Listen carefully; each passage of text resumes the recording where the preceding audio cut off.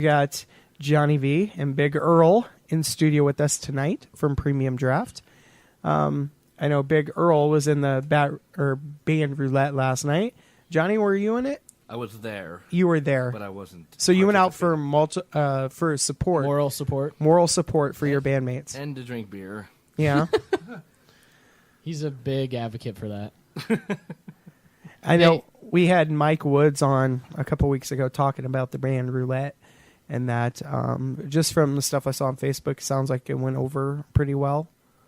Yeah, I think it was a real good time. I was in the band The Leftovers, which was made up of a couple metal musicians from Devour Once Dead, Doc Funk, and then we also Scott Webb from Retro Tweed. I can never think of the band. We had Scott on our show. He was playing. We had Dustin Conaway on. Oh yeah. And he played keyboard for Dustin on our show.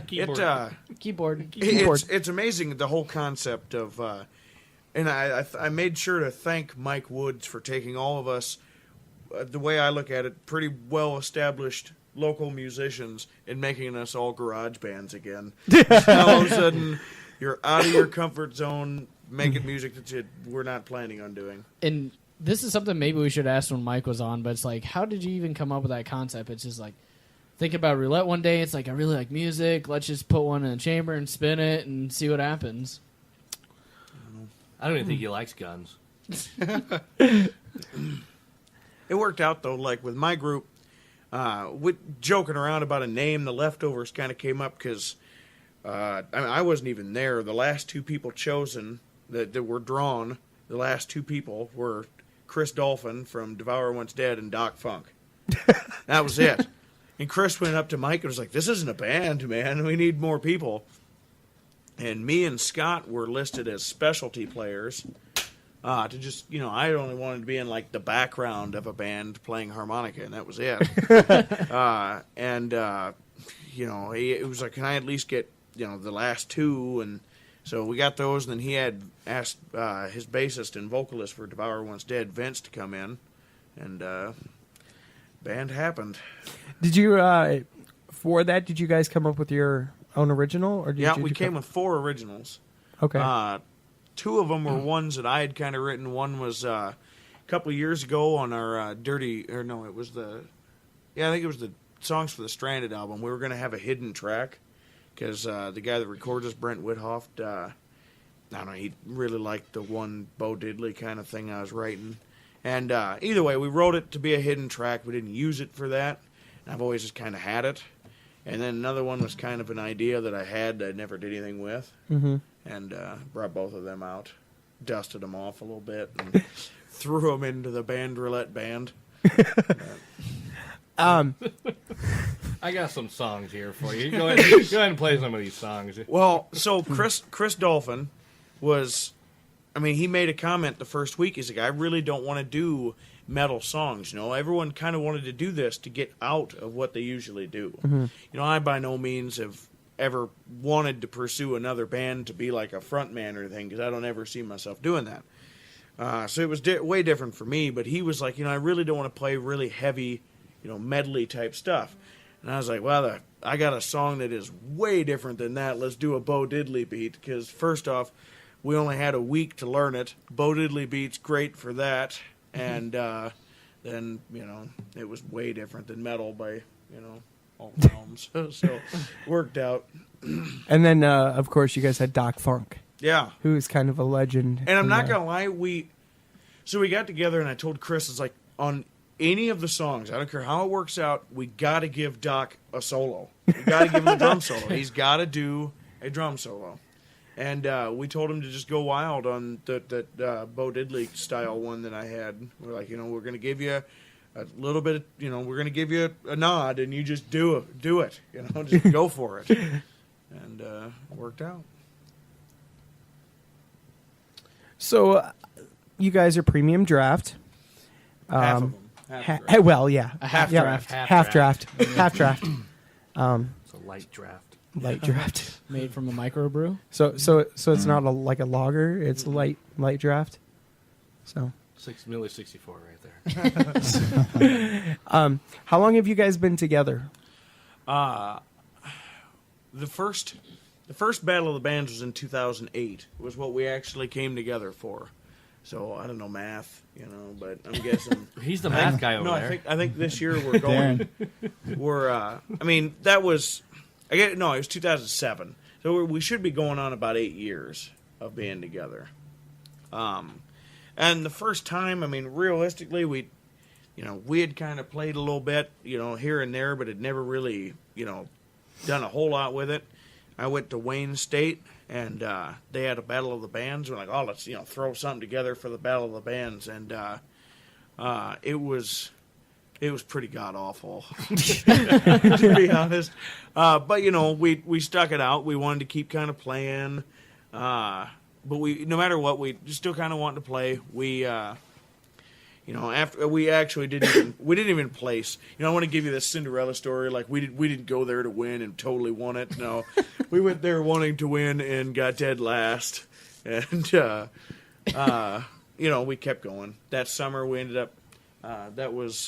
I worked at Dowry Costumes, and they were doing a rummage sale and wanted a band to play at the rummage sale.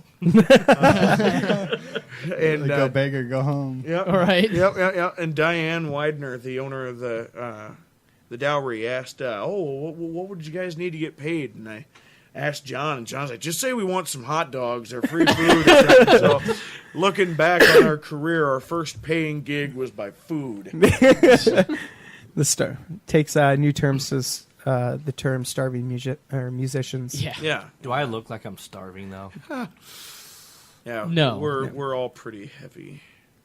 Except Lenny. Hey, there's nothing wrong with the full-figured male. You're just full of good music then. Or poop. For people that have never heard you before, what would you guys describe your sound as? I always kind of say if people don't know, I'm like, we're kind of a mixtape. Because all four of us have a different genre that we usually kind of listen to or stick to. We all like a lot of different stuff, but like writing styles and stuff, I think we all kind of have a kind of a style, and then we bring it together and make something different. Our CDs, like a mixtape is kind of it. I don't think we've ever really repeated a song on any of the albums. We've made 5 albums, and it seems on all 5 of them we managed to make another 10 set that sound different than the 10 that we just made. That's what I like about our band. I do like... Very versatile. Diverse? Versatile? Diversital. Diversitile. Diversitile. And Versatile. And that's really good because, some people may follow a band for 10 years and they'll have kind of the same similar sound or feel that, they had when they first put an album together. And, you guys are doing it different every single time. And so it's not exactly the same thing. It's a new feel. So it'd make me excited every single time I'd hear a new album from the band, Yeah. What's something that not too many people know about you? Or do you have a funny story about a show, a fail maybe, an epic fail? Well, it's not really something people don't know, but we break down a lot. Yes. Is that like you break down into tears? No. So we based our not this last album, but the album before that, our Songs for the Stranded album, off of. We were recreating a picture that was taken. We were on a trip up to Mahnomen, Minnesota, to play at the Shooting Star Casino up there. I guarantee you've never heard of Mahnomen because there's only a casino and that's it. That's the town. But it's kind of, we were closer, we were so far north, we were closer to Canada than we were Fargo, North Dakota. That's how, and Fargo's up there. So we were pretty up there. But on the way up there, we broke down. It wasn't a huge deal, but we threw a serpentine belt. And as I'm working on the van, John and Brian, our bassist, had a perfect moment for a picture opportunity. And John's already playing guitar while sitting on the trailer. Brian's just leaning up against, staring off into the distance. And one of the ladies, one of the draftettes, Draftettes, nice. they took a picture of them, and it was just a perfect snapshot of us. I mean, it's not the first time we broke down. We actually broke down on the way back from that trip as well. It's tough to say that we broke. We didn't necessarily break down per se. Like, the vehicle was running great, but we threw a bearing on the trailer. That's pretty much breaking down. We had to stop, and I had to leave the trailer that trip. We were about 4.5 hours from Sioux City. Had to drive home without the trailer because it didn't have a bearing. It's a Sunday coming back. And then the next day, Brian, our bassist, he was working at the Journal at the time, worked all night, all through the night, picked me up at 4 a.m. We went and bought a bearing, and then drove up to get the trailer. I drove the whole way while he was sleeping, fixed the trailer, then came back. There's been numerous other times. It's like every time you get ready to go out for a show, you're just like, do you prepare? I'm going to bring a bearing and anymore. Bring your toolkit. Sounds like you need an old priest, a new priest, and you need like some sort of cleansing. Well, since then, I've been a good member of AAA consistently. No, and it's usually stuff that I can't necessarily. It's not like, this vehicle really sucks. It's obviously not going to make it. I mean, they're really old vehicles, but it just push them too far or something. But had the water heater go out the water pump. go out in my Crown Vic going down to Omaha. The flamed Crown Vic. Most people that know Premium Oh my Draft God! I've seen pictures of it. know of the old flame Crown Vic. Well, people now, they know that car, but they don't remember us pulling our purple Cure for Lupus trailer. You pulled the trailer. Oh with yeah, that? all the time. Oh my God! We used to pull it everywhere with the Crown Vic. We'd have it loaded down with 4 to 5 people, with a trailer loaded all the way down, going down the highway. It's bad enough that you've got a flamed Crown Vic loaded with people, but pulling a bright purple trailer. And then I was tired of people asking what we had to do with lupus, or why the guy that owned it before us had some kind of business, something lupus. I don't know. But so I was tired of that. So one night I took bright orange spray paint and just spray painted Premium Draft on the side of it, real janky. And yep. So we were cruising down to Omaha. And you could just smell. The car's hotter than hell. It's like 14 degrees outside. You know something's wrong for it to be overheating. Then we pulled over, and luckily our bassist dad was coming down, so we literally left the trailer, and he picked it up, drove it, and then I limped the car into town, and we parked it, and then someone from Omaha drove and picked us up and brought us back. So we were 4 wide in the back seat of a Pontiac Grand Am or whatever, driving all the way back down, or Grand Prix, and then... Let me guess, Lenny was the one sitting on somebody's lap back there? I think he was laying across all of our laps. I don't remember, because it was Raquel that picked us up. You remember way too much about I have no idea what you're talking about. Raquel came and picked us up. I remember that, but okay. As far as the specifics... Johnny, it was my vehicle, so I always feel like, I let the band down. Yeah. My vehicle broke down again. Johnny can't remember because he's sleeping on the ride down, right? I don't know. We played a lot of shows outside of town, and I can't ever even remember the name of most of the bars we've ever played at. I remember DJ's bar. Yeah, that was... But I remember that because it was such a horrible experience. That's something nobody would know, because the only people that were there were the other band we played with. Just play with each other, hey guys, let's get together and perform for each other. That was probably the worst. We technically paid to play because we had to pay the sound guy, and he came up to us afterwards. He's like, "So, it was $50 for sound." We're like, what? He's like, "Yeah, well, I already got the other cut.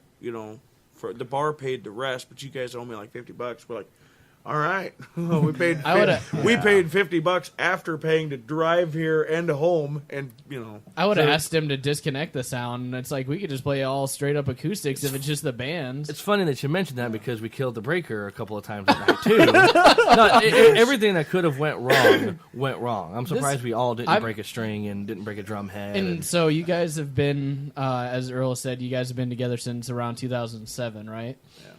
And this has been happening almost like on a pretty consistent basis. I'm surprised You haven't got a new vehicle. Well, not only that, but the band is still together because this is like Ripley's Believe It or Not stuff right here. It's beautiful stories. Somebody should write a book. Stories. You guys should write a book about. I think we could. Well, and to most of our listeners, I've known Johnny for probably 2-3 years now. Lucky you. I know, and I've known him longer. Okay. Oh yeah, what's this? What's this story? Hold on. Okay, let me go. finish. Go. And I remember Johnny. He was leaving for a show one day at work, and he's like, "Man, you should come down, come see the show with me. It's gonna be awesome. You can even ride down with us." And I'm like, I really can't, And then like 4 hours later, I get off of work, and I just see something on Johnny's Facebook. Broke down again. I guarantee I know the time. I guarantee that's the one where we were. You could have been a part of that. It was this year. It was like March or April, I believe, somewhere around there. Like right after it started getting warmer. It had to have been last. Yeah, March and April. Yeah, we were cruising down, going to Des Moines, and the tranny went out in my van. Yep. I have a good memory for when my vehicles break down. No, so I let the band down. we had 6 people. We had the van loaded with people, and then the trailer full of all of our gear, and the tranny decided, I'm tired, I'm done. But since then, brand new transmission, and it's yet to fail me yet. Yeah, that thing, it is a pretty good. Those cars are beasts, though, dude. They got a lot of It's power actually too. fake wood on top. Knock on laminate. Yeah. It is, it's an '89 man van. I call them a man van. It was before the minivan. It's a full-on 3/4 ton with a 350 engine and a 400 transmission. It is built to tow, man. I love it when he talks like that. If anybody's over 20, they'll know exactly what he's talking about. Good. Because, I remember back in the day before these minis came along and started changing the van world. Yeah. Minis. I always loved that. So, the whole minivan, sorry, totally off subject, but, the whole minivan thing came because Dodge made the Caravan or whatever, and then Chevy made the Astro van, which is still a huge van, but that was their little van, because they still made it with the G20 series van, the big... Like, oh, look at the gas mileage that this tiny, tiny van will get. Like, now people look at how big the Astro van is, compared to... You could, stand up in that thing, can't you? Pretty much. It's still a good-sized van.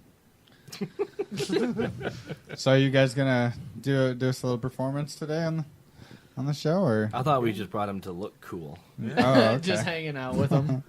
So otherwise, you got tunes, too. I'll let you guys decide. Tunes too. Tunes, too. How about you guys take us to break?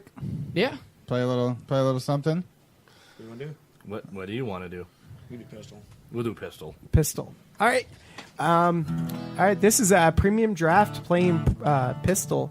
You're hearing it here first, live on the Lock and Load Show.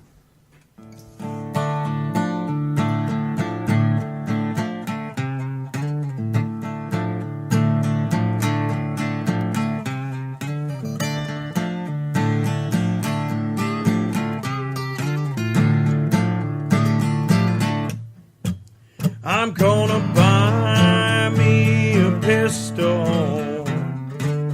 with a big long barrel. I'm gonna find that fella that stole away my gal. I'm gonna tell him who I am, and I'm gonna teach him he messed with the wrong man.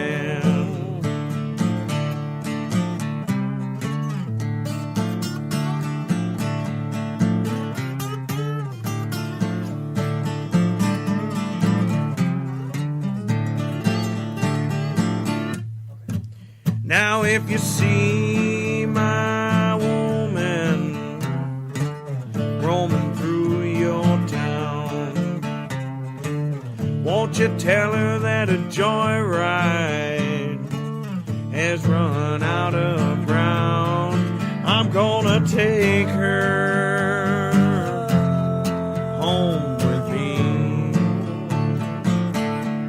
A one-man woman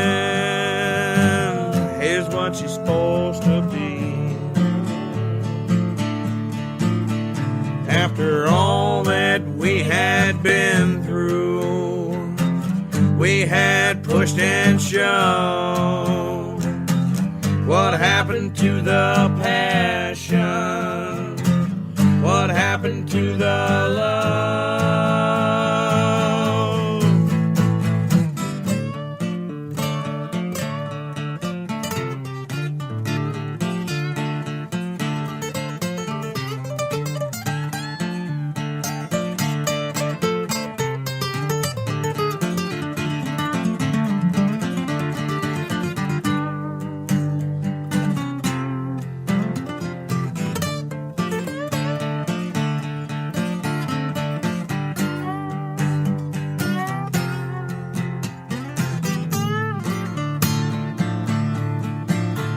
After all that we had been through, we had pushed and shoved.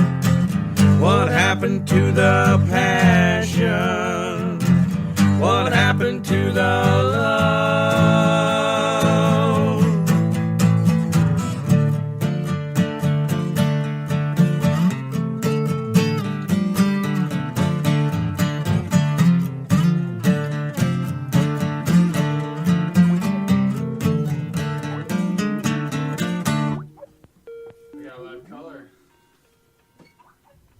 Oh, I kind of just kind of hung up on them.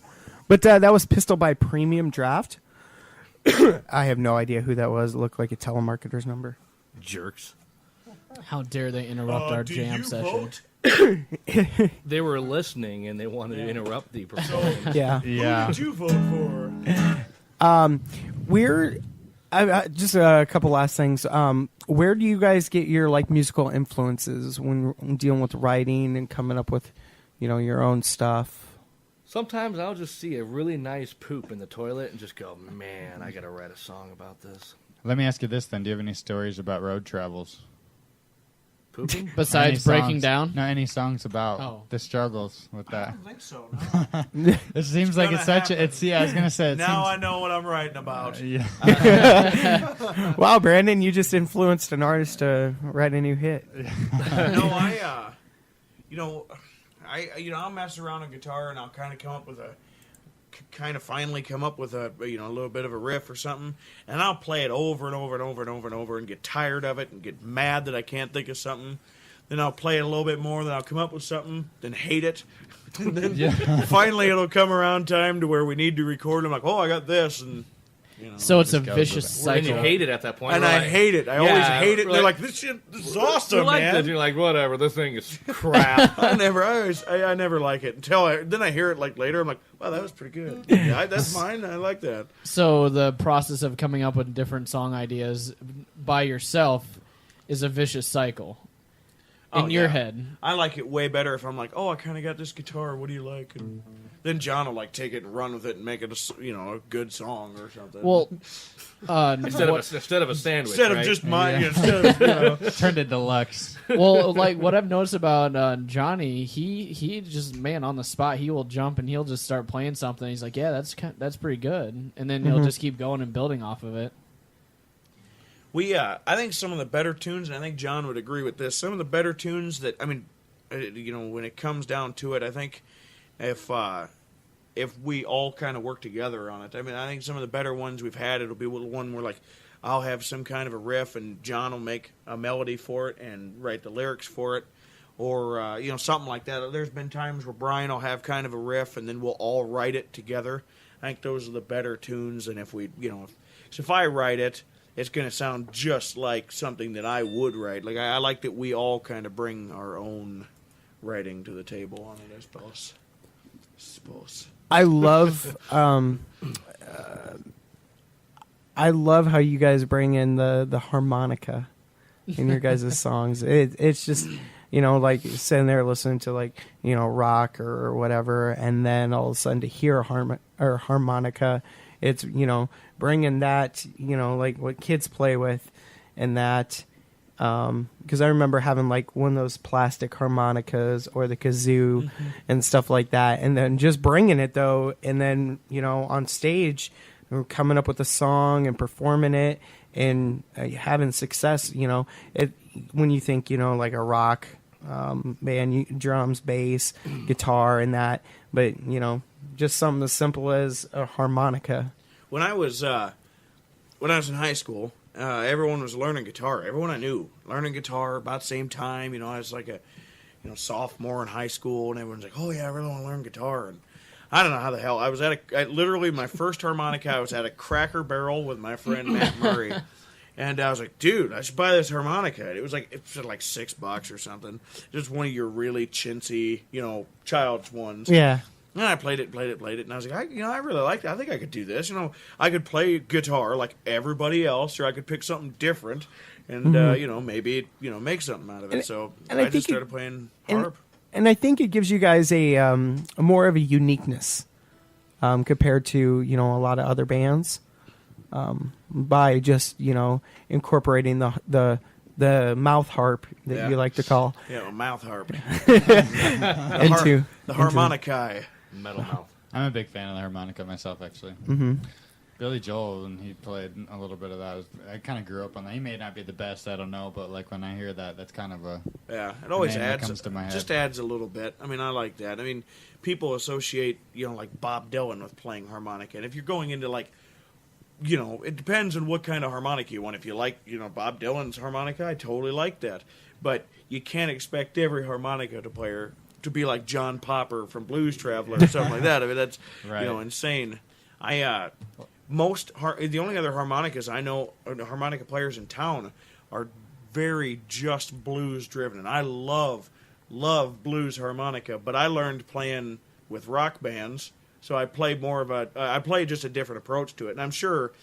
I play wrong because I had to tell it myself. I don't really know. I mean, everything I read about playing harmonica, you're supposed to like have your mouth open in a certain way and open throat or something. Yeah, I don't pay attention to that. I just play. Right. I mean, I'm sure someday it'll affect me or something. Someday you'll open your mouth. Someday I'll know how to do it.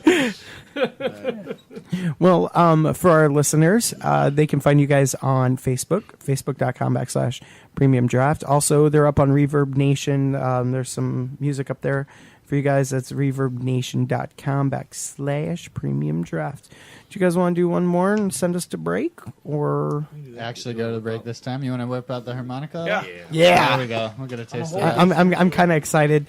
You had brought up a little bit ago, I've known Johnny for 2 years or whatever. No, I think you're the one that kind of took that kind of stance on it. Yeah. I just said, and I've known him for a couple of years. Johnny V and I go way back to Here we go, folks. Here we go. middle school. We were in a musical together, and he killed me in it.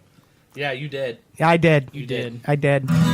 And then Big Earl, he went to high school with me as well. So it was kind of like a little class reunion. So, Think all right. about it. All right. So, what song are you guys going to do? What the hell is the name of the song? Behave. Behave. All right. This is Behave by Premium Draft on the Lock and Load Show. Start with a D, right? D? Yeah, I know it. You sure? Yeah, I got Okay. it. We got it.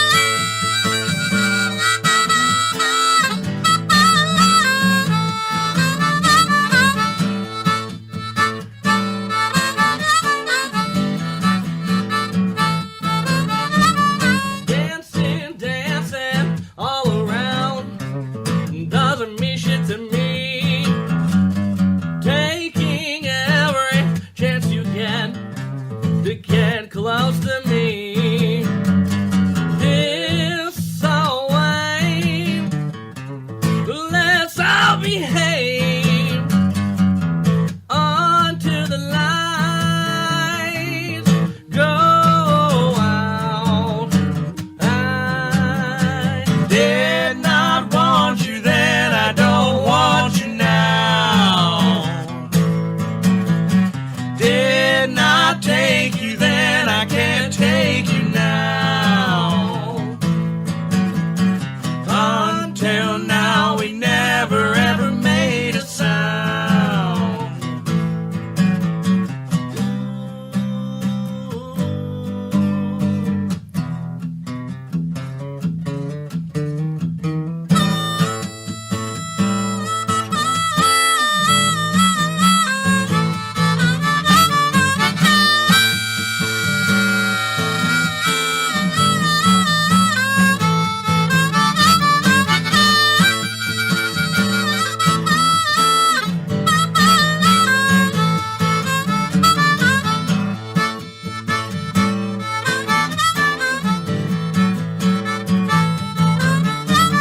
Raving, saving the chance to try to make it last.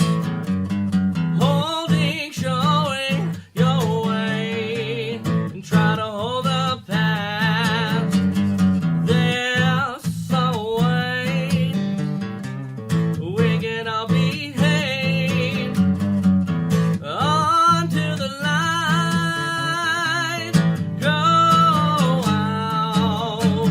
I did not want you then, I don't want you now. Did not take you then, I can't take you now. Until now, we never ever made a sound.